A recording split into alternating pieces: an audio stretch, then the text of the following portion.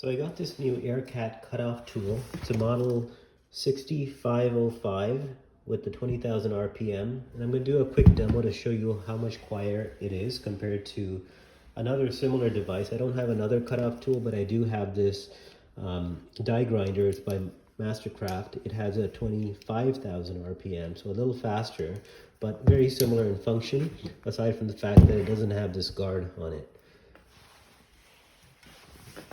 Okay.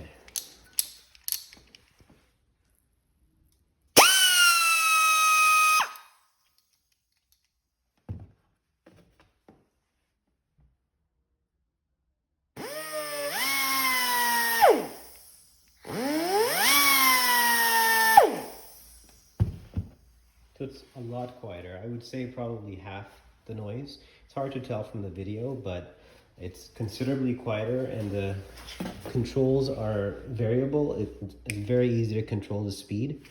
So it's a lot easier and much more convenient to use, and it's loud, extremely loud, and it's very hard to control the speed of this.